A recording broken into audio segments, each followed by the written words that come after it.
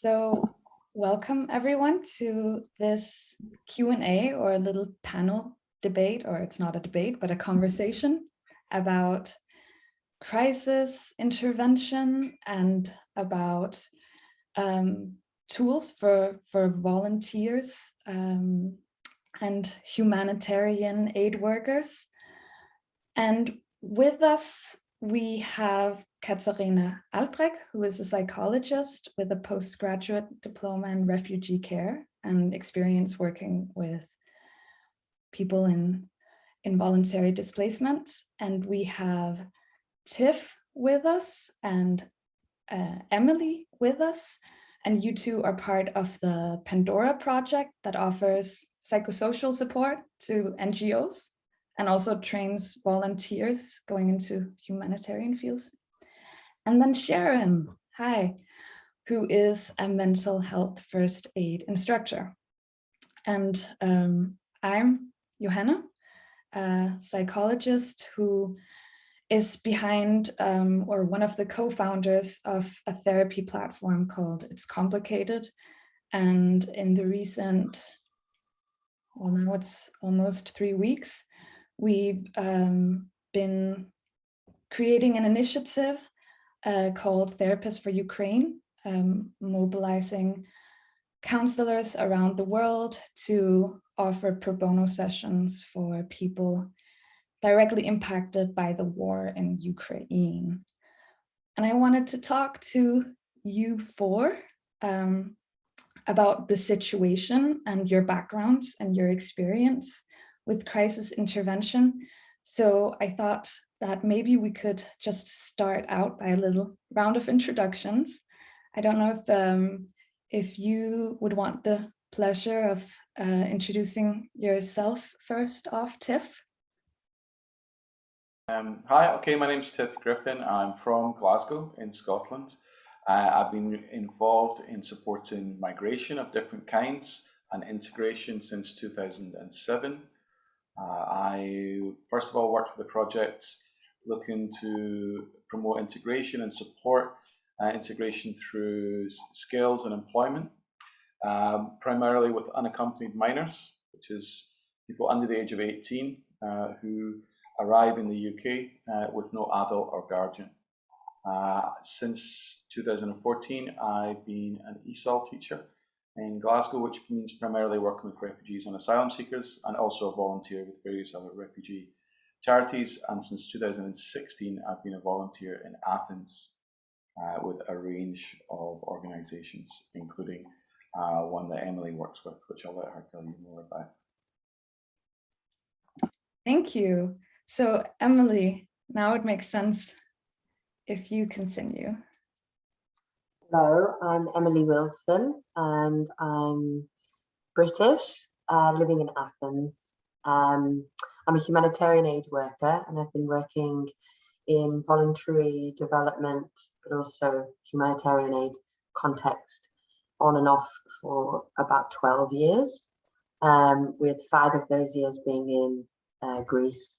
I have an education background and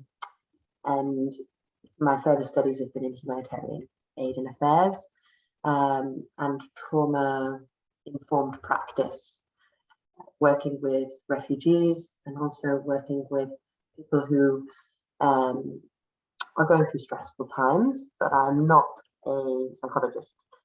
I'm the founder of the Pandora Project, which is an organization that is specifically designed to support volunteers and humanitarian aid workers in building resilience and giving them the appropriate tools for working in challenging contexts. And I'm also the manager of an organization that works in a refugee camp called Project Layer, which is an organization that provides clothing, food, non-food items and education to the residents of the camp in Greece. So yeah. Amazing. Thank you, Emily. Thank you. And Sharron, because you're next to Emily, do you want to go next?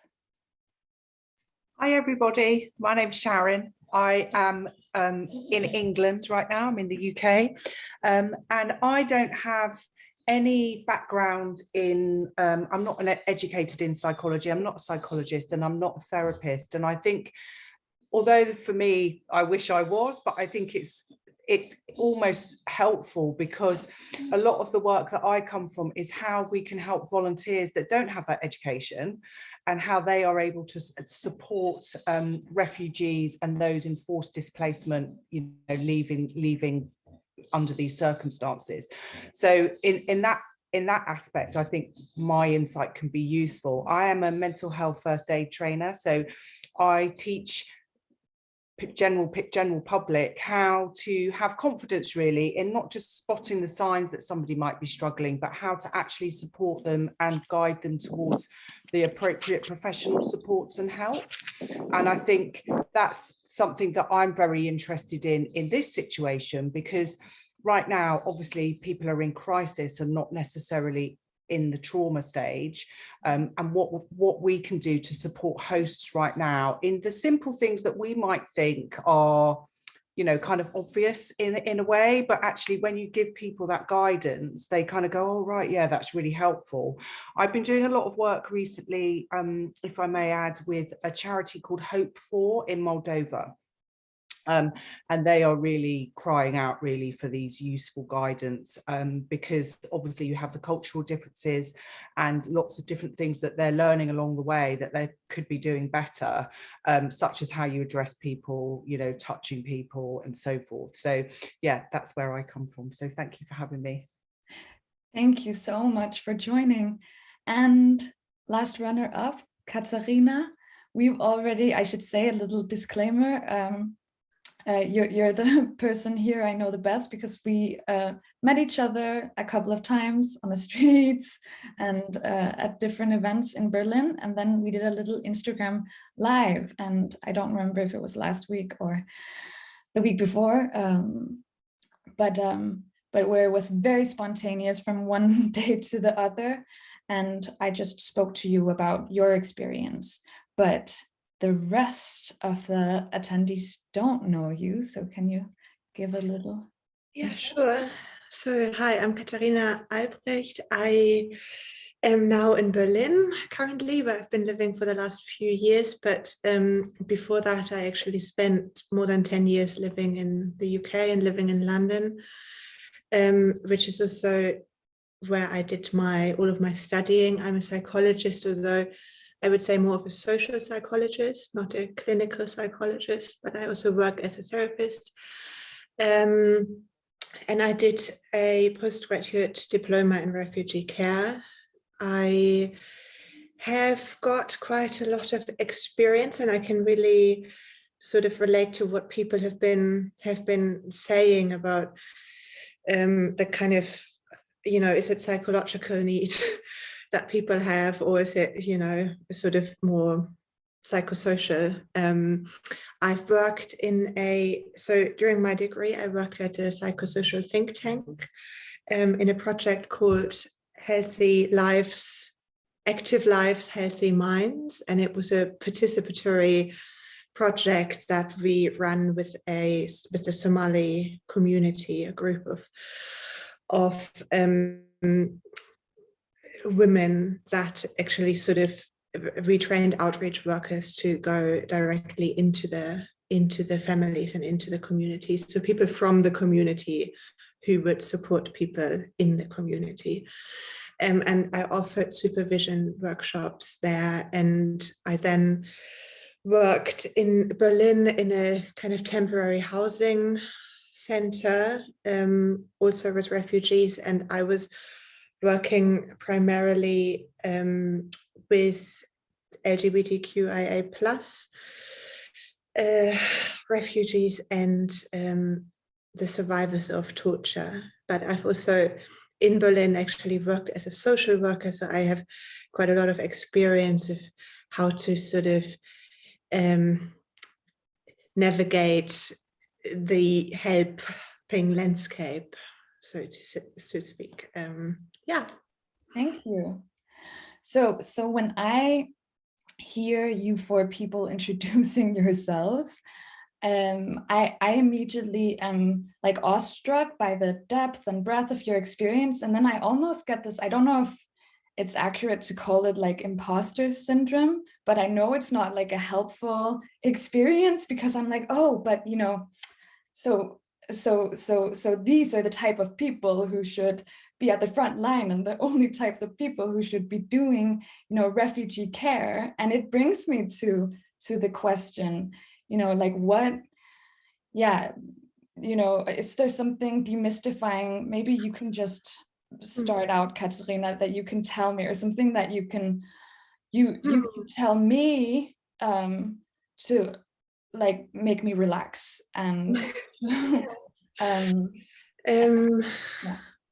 Yes, I think it's I can, it makes sense that people would feel that way. I don't know what the others think about that as well. It's a kind of, it's a topic that is so it's so, on the one hand, so broadly discussed and always in the news and always kind of talked about, but then there's very little that people actually seem to know about the people behind those stories and behind the, and so it seems sort of like, and it's always presented as this very acute state that is like very urgent, and it's sort of life or death, but mostly the people that we do tend to meet are already sheltered, and they haven't sort of reached where they want to go, and it's but they are already in a place where it's not life-threatening, hopefully, and so it's very much kind of the people that you are faced with often are people like you and I who have needs, who are looking for housing or clothing, and are looking to form relationships and to just find people, a friendly other to connect with. And I think that is kind of what it is about in the first instance. Like, is there a person that I can, who's friendly and who's open and who might have an open ear to listen to me, or who can, something like that, or someone who is interested in my child or has a little toy for them or something like that. So it's kind of less frightening when you are actually faced with the people who are people in the first and foremost, I would say. Right. I should also maybe say, I mean, I should probably know myself how to even do this, but is there a Zoom function where you can raise your hand like there is in most video? So yeah. I mean, so Tiff, Emily, Sharron, you can also raise your hand if you have something you want to say here and now, or else I'll of course try to make sure that I ask you in a somewhat equally distributed order. But yeah, Tiff or Emily, do you have something that you want to add to that, seeing as like the two of you working through or with the Pandora Project probably are also confronted with some of these, or like some of the nervousness, or maybe yeah, like the like supporter anxiety. I don't know if there's a term for it, but like volunteer anxiety. Tiff, would you like to go first? Thank you for the question, and thank you, Katharina, for what you were discussing. Within my own experience, I can't speak for everybody else's, but within my own experience, we are often faced with very young, untrained volunteers, which is what the situation in Greece has brought to Europe. It's brought young, inexperienced volunteers the opportunity to have an experience, right? And an opportunity to come to a refugee camp and learn how to be a humanitarian aid worker or learn how to be a long-term volunteer. And this is brilliant because it means we have more volunteers and more humanitarian aid workers, but in fact it's also very scary. So I would say for supporters' anxiety, if you are somebody that is about to take part in humanitarian action and about to engage in doing something that you've never done before, I think self-awareness is the first step. Self-awareness and understanding your internal ignorance and being compassionate with it is really, really important. Understanding that you're entering a field that you don't know a lot about, and putting your ego aside, I think. These are all the things that I've had to teach myself how to do over a long time, and I still battle with these things every day.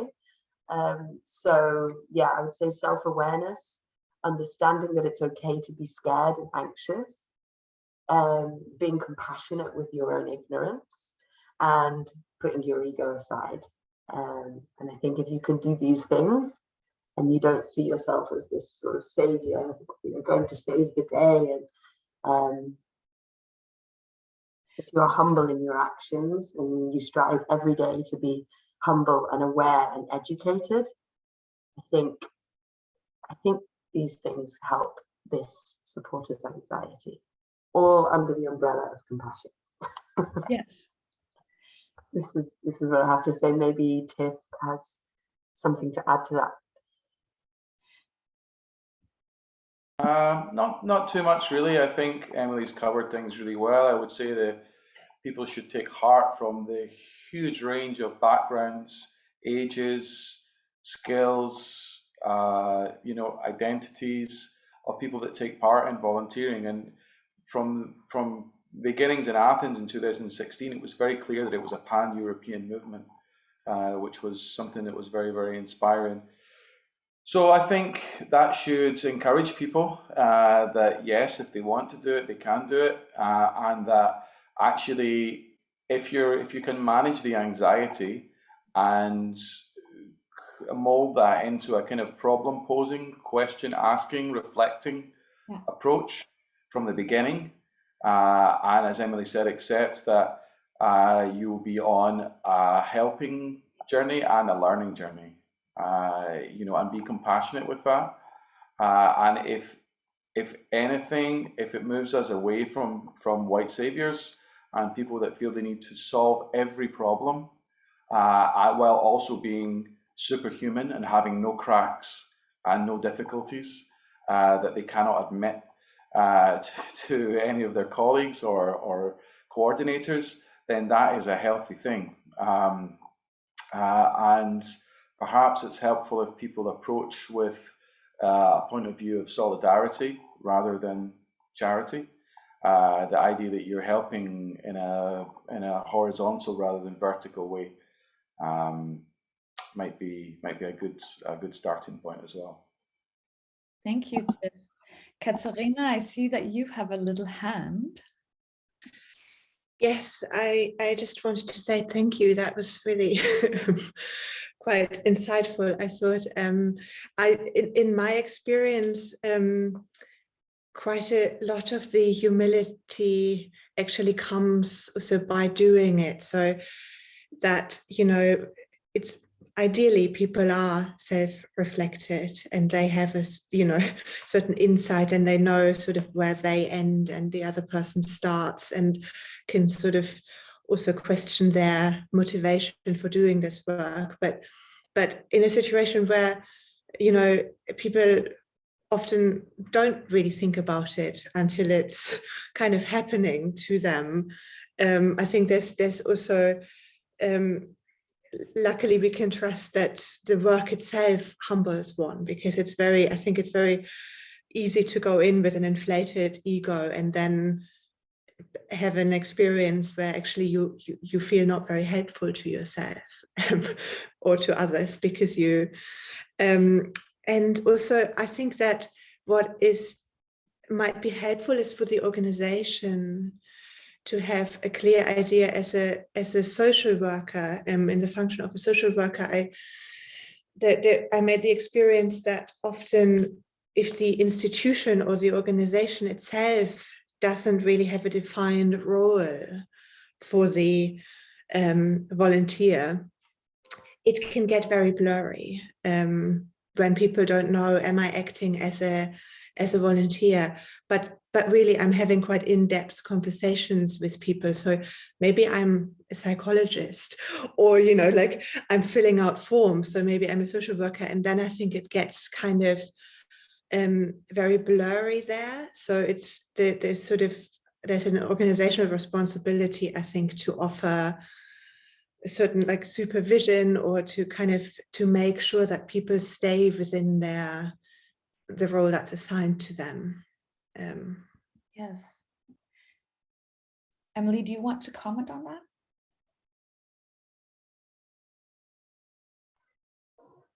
I think Katharina brought up a really, really relevant point. As a volunteer in these kind of crises, if you don't have a defined role, which often within ad hoc organizational response, there is no defined roles.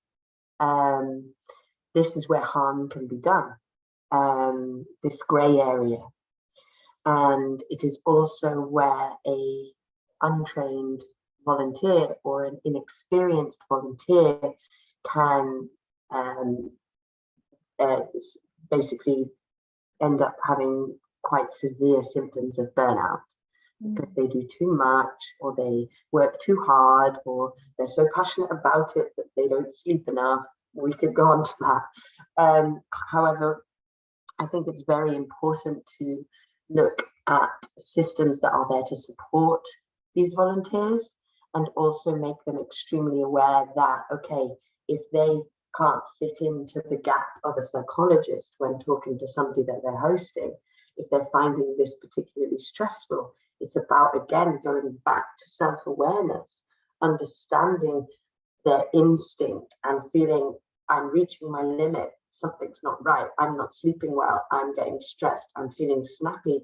Wait a minute, maybe there's a psychologist out there who is trained to support this kind of person. Maybe I can find somebody in a support system, whether it's a social worker, a police officer, a psychologist.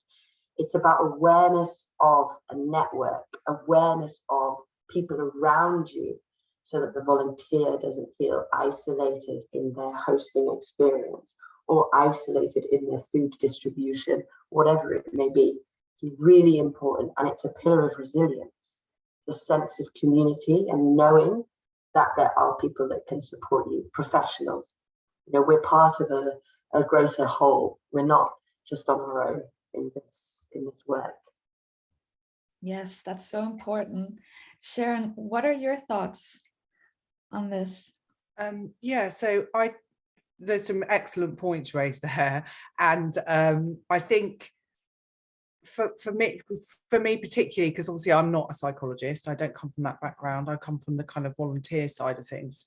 One of the things that I've noticed with the charity that I'm supporting in Moldova is one thing that I think very simply that you can do right now that helps them is being aware of what their boundaries are, and being aware of where there is that transition from this is where I cut off and I can then pass over. Because I think the one of the biggest things that I feel, and going back to what Emily was talking about, ego, is from a volunteer point of view, we're not here to fix. We're here to support people until they are maybe, or it's necessary for them to get that further support. And I think coming from that level of being a good human being, we want to fix people, we want to help. I think people that are volunteers do that for a reason, because they're good human beings. And I think knowing where your boundaries are, and I'm not just talking about ethical boundaries here, I'm talking about personal boundaries, knowing where you cut off, and then where you're able to then signpost further, so you still feel like you're involved in helping, but you're not here to fix. And I think that's one of the most simplest things that I've communicated with the charity I'm working with is, don't try and fix. These are the really simple guidelines that you can use right now that maybe give you that confidence to know you're doing the right thing. Maybe give you that confidence to know that you're not doing things wrong, because I think we all worry, don't we? Like, have I said the wrong thing? Have I done the wrong thing? So this basic guidance that's already in place, I think is really useful. And just things like basic listening skills, where you're able to put that ego aside and know when you don't need to fill in those silences and give people your opinion. It's just about listening. So yeah, hopefully that makes sense. Talk about imposter syndrome. I'm feeling that as well. I'm in awe of you all.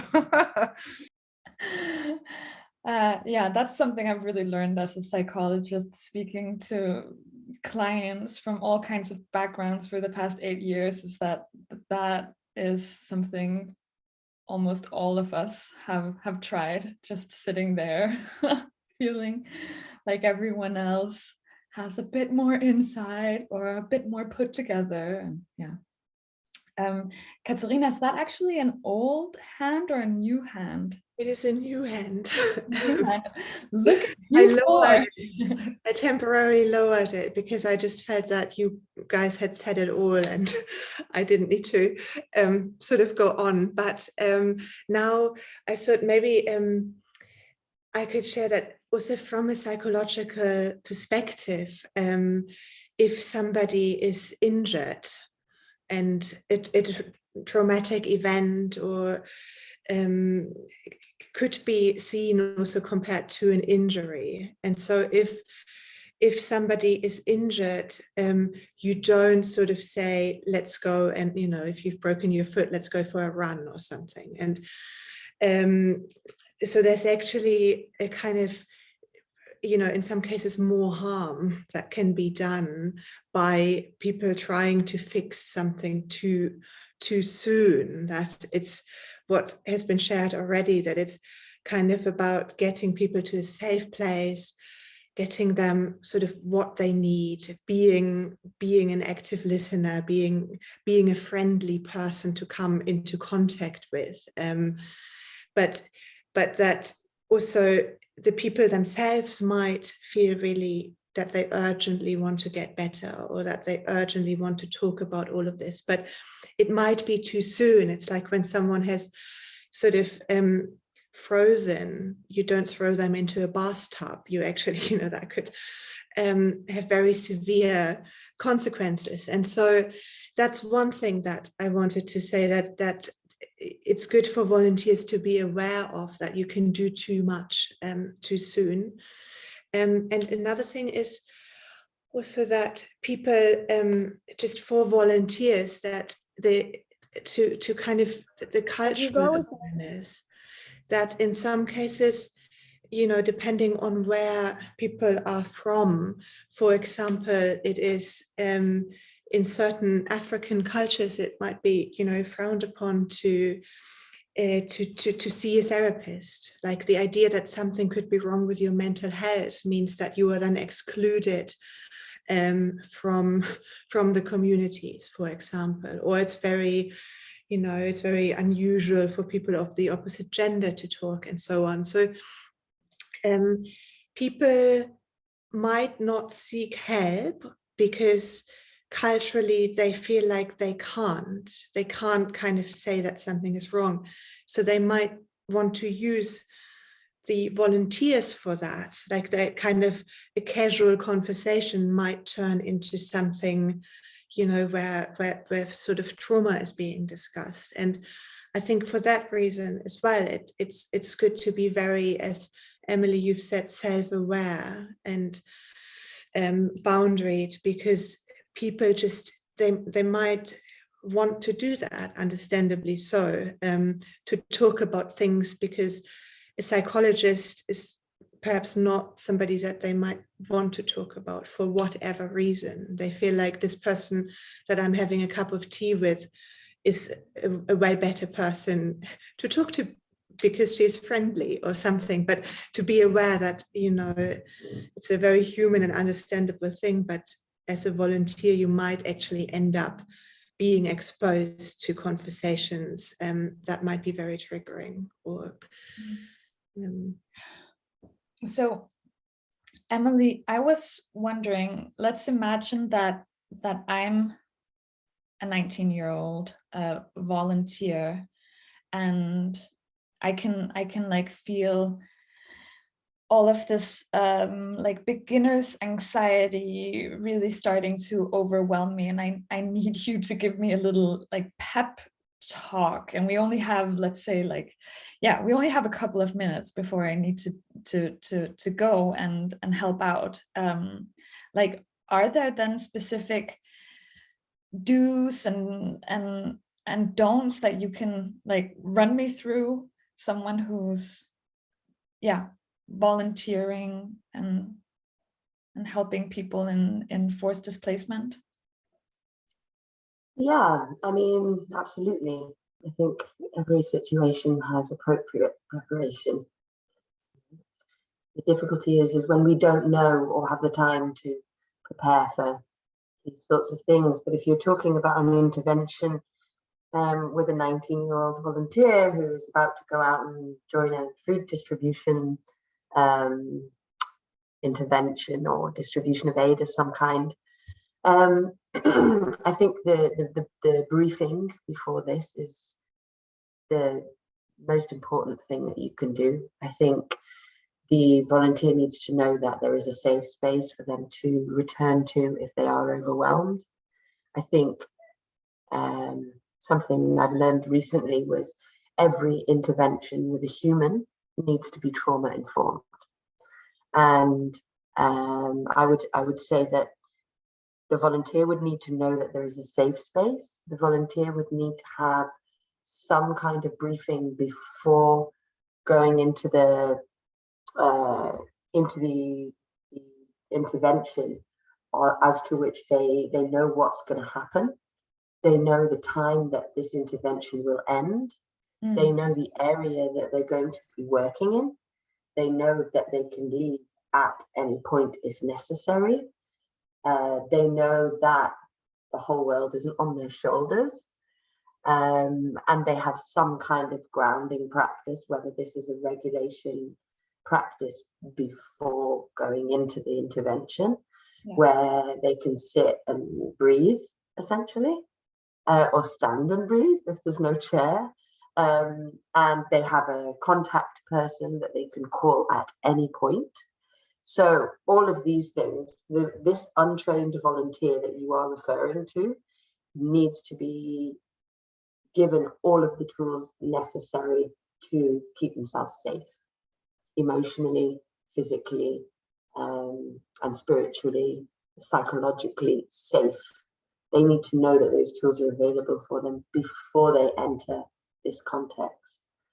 And if you've only got 2 minutes to do that, then yeah, I would say those are the things that you can do. Give them an outline of what's going to happen. Yeah. An outline of emergency exits, an outline of psychological emergency exits, and tell them that they're wonderful, and tell them that they are like fantastic for stepping into this, and to be aware, you know. Yeah. It's this person at this time in their life, at the age of 18, 19, 20, or even in the first time they've ever volunteered. It's magical, and it's very special, and it's very fragile. And I think humans that are helping need to be loved and nourished and supported just as much as the humans that they are going to be helping. Yeah. Beautiful. And what about, because I can imagine also people listening to this here conversation and being first timers in opening their homes, whether they're living in Berlin or Denmark or Poland, or I mean, there are just so many countries where this is happening, like right now, without any previous experience. Tiff, would you have any like specific guidelines that could apply broadly to someone opening their homes to a family in enforced displacement, or a person, or? I think this might be definitely a good question for Katharina with her background.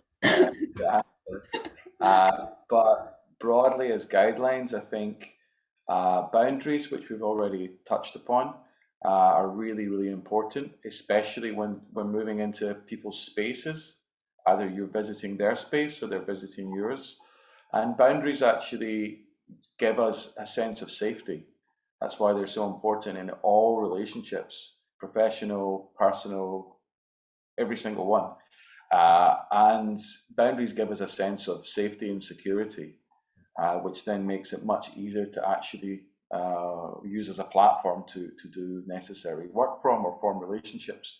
So it's really important to establish those, and if you can establish them by means of consensus, giving agency to the boundaries that you have with that person for your space or for your relationship, I think is really important.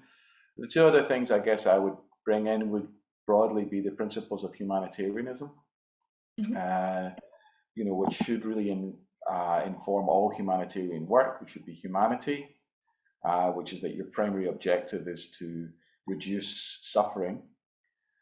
Impartiality, which I think in this situation actually is quite important, which is to carry out your work without discrimination. And the other two would be independence. So your work shouldn't be connected to any political, economic, or non-humanitarian objectives, which, given that so much of this field is politicized in the media, and also sometimes increasingly by legislation, that can be more difficult than it might seem at first. And the final principle would be neutrality, which you really can't take sides or give preferential treatment to one person over another.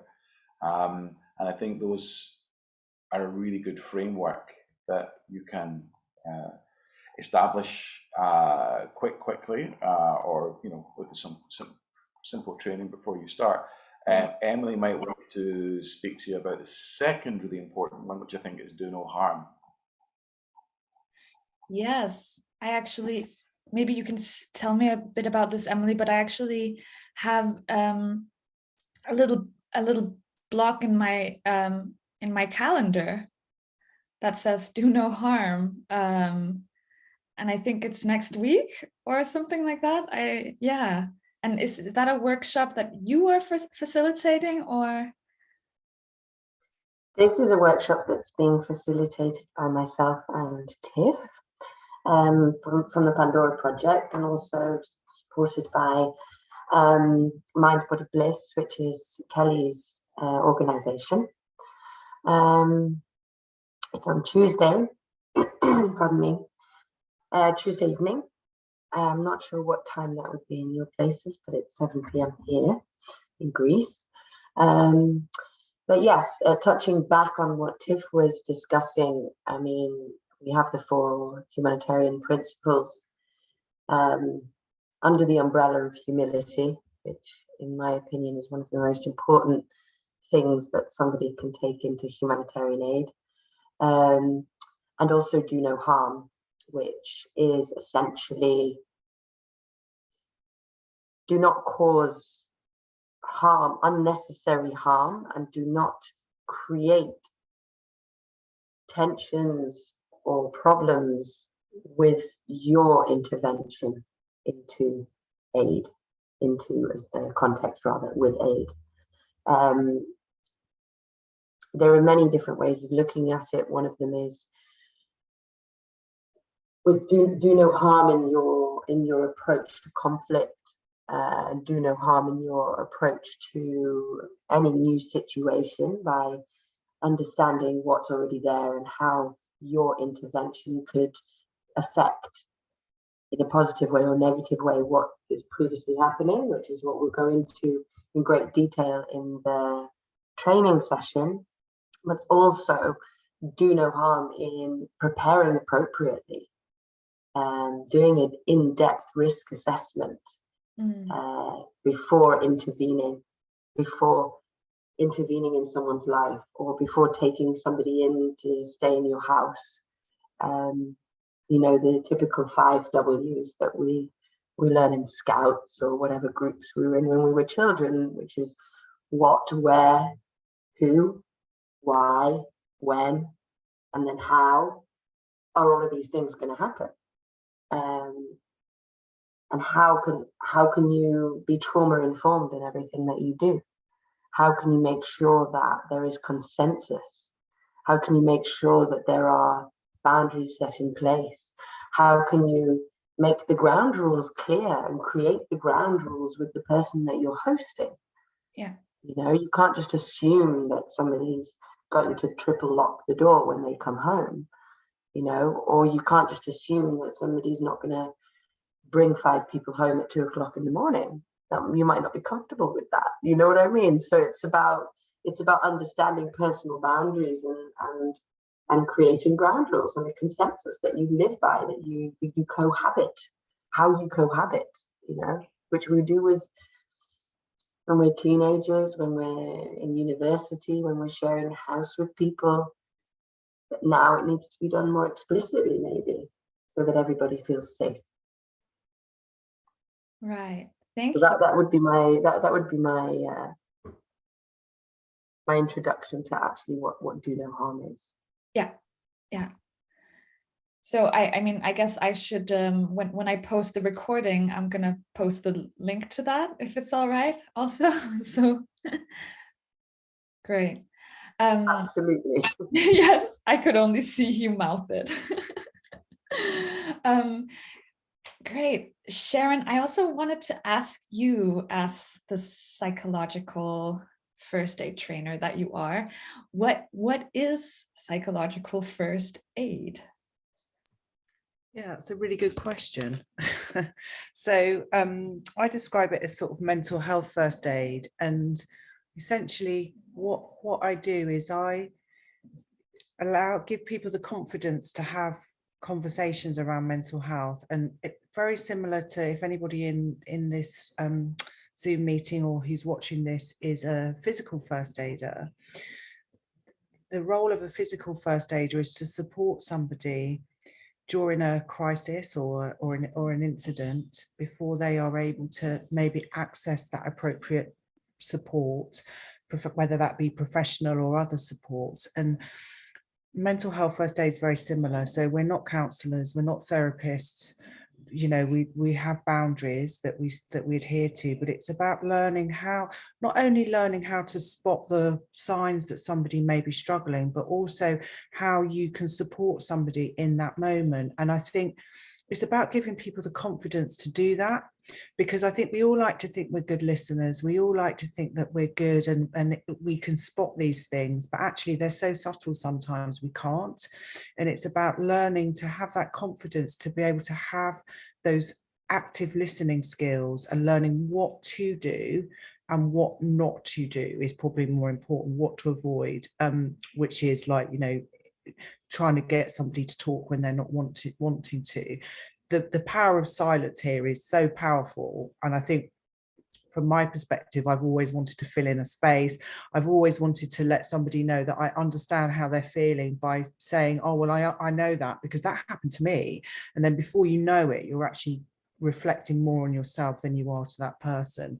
And it's just about creating that safe space. And I think when people have the confidence to do that, utilizing those tools and, you know, looking at things like frame of reference, cultural differences, you know, being more trauma informed, people are able to do that in a more productive and successful way rather than trying to fix. So hopefully that's answered your question. Yeah, it also made me wonder, because you know, that's one of the biases I have as a psychologist, is like, I don't even think twice about like a term such as active listening, but it's, I mean, it is very like theoretical or psychological. So, but how would you very simply explain such a skill, active listening? So if you consider that most of us have never been taught how to listen appropriately, You know, like we probably spend 6 months of our whole education learning to listen. And when you compare that to writing skills, reading skills, and you compare that to actually how much we're required to listen, it kind of just doesn't weigh up. And I think active listening skills just will include being mindful of your surroundings. So where are you? So, you know, are you in a busy place? Is there are you able to provide that confidentiality to that person? Simple things that we might all take for granted, but being more aware makes you more aware, right? So choose your positioning. Like Katharina said, is it more appropriate for it to be a female or a male when you're looking at cultural differences? Eye contact, body language, allowing for those silences. Active listening really involves in you're kind of repeating what you've heard in your own terms to show that person that you're listening. There's an excellent video that I utilize an awful lot that I would like to share with you, and it's by a psychologist called Brené Brown. I don't know if anybody's heard of her. Yes. We're all super fans, aren't we, in here? And she has a very short 3-minute video called the Power of Empathy. So it's the difference between empathizing with somebody and showing them empathy.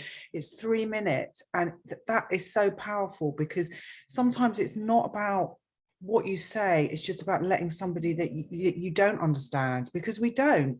None of us really in this room are going to understand exactly what that person's going through, but that doesn't mean we're not able to offer them empathy and let them know you care. And I think there's so much power in that can give some people back a little bit of control, that knowing that they've been heard and that you're validating how they feel. Yeah.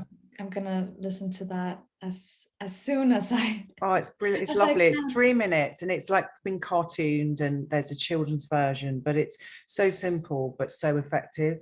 You know, it just makes people rethink what they're like. Oh, right. So I don't need to fix. I don't need to fill in the spaces. I don't need to say I understand how you feel, because it's just about creating that safe space. And I think something I would like to bring up here, if I may, please, that I think is also really important from a volunteer point of view, from somebody that has no experience, is confidentiality. And I think that's something that maybe a lot of people might slip up on, and I think that's really important, because, you know, like Emily was saying, you know, it's about do no harm, and the people that we will be supporting, their safety is essential, and that does involve confidentiality, I think. Yeah. So I have an apology to make, which is I mean, as you know, like the 4 participants, I sent you this list of questions that my plan was to really like strictly run through them, but then you were just so like rich in all of your introductions, and you just like piggyback off of each other's answers. So I hope that we somehow anyways, like, and I have a feeling that you answered the questions that I might have phrased a bit differently in writing. I at least got so much out of it. I see that you have a hand, Emily. So maybe you have like a final comment to what Sharron said. Yes, Sharron, thank you so much for your angle and expertise in this. I think it's really important, everything that you're saying, and I think we seem to be talking from the same page. One thing I wanted to add to what you said about confidentiality, I think it's really important that the person who is maybe sharing with the host or in whatever situation, I think it's also really important that this confidentiality doesn't isolate the person that is being told the information. Because yes, confidentiality is something that's very necessary for people who are sharing difficult stories or traumas. Yes, but if the listener is doing the active listening and is full of empathy and is, you know, sitting there in their house listening to this person go through everything that's happened to them and their experiences and what they've survived, this can put a huge amount of pressure and a huge amount of stress, and also be a creator of vicarious trauma for the person who is listening.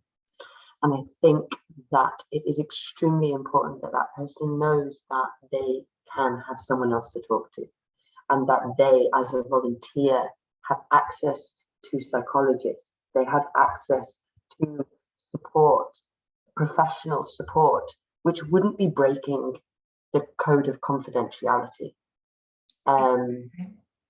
Because I think this word in our culture can be taken, certainly in European culture, is taken very, very seriously by most people, I would hope, you know, but it shouldn't be taken on so much as to cause that person isolation, internalizing trauma, not speaking up about their feelings, and not seeking support. That's what I wanted to say. And thank you for that. And if I can just jump in here, Katharina, before you close. Yeah, I totally hear what you're saying, and I totally agree with that. I maybe didn't make myself clear. I mean, like, you know, when somebody is maybe showing somebody that their confidence, but this is what this, you know, half of what this discussion is about, isn't it? Is it's essential that who does the person that does the supporting have to support them? And I think that's the important. So yeah, thank you for raising that. I totally agree with that. Thank you. Do any Zoom experts know if I only made the meeting 1 hour long, will it just like close after 1 hour? Okay, phew. So okay, Katharina, then we do have time, but I also want to be respectful of your time. So so this will be the last comment. It's really a final comment to say that yes, thank you for your amazing work. It really and the expertise that's behind it. I can tell from listening to you how actively involved you all are. And I think that and you know, as a psychologist and therapist, I enter the field just so much later, and it's really the kind of work that you do as first responders that I think is so important. And I certainly felt a bit of imposter syndrome, because it's just obvious that, you know, the sort of conversation that I would have with an individual is you know, has its value as well, but what you are doing is yeah, is really quite incredible. So thank you for that. I echo that, and I'm super grateful that you all took the time to join me. And if any of the people in the audience have any questions, I'm gonna ask them to send them to me, and and I'll forward them to you four, and then we can, you know, I can gather the Q&As that way. But this has been such a rich learning experience for me. So thank you so much, Sharron, Tiff, Emily, and Katharina. Thank you, Johanne.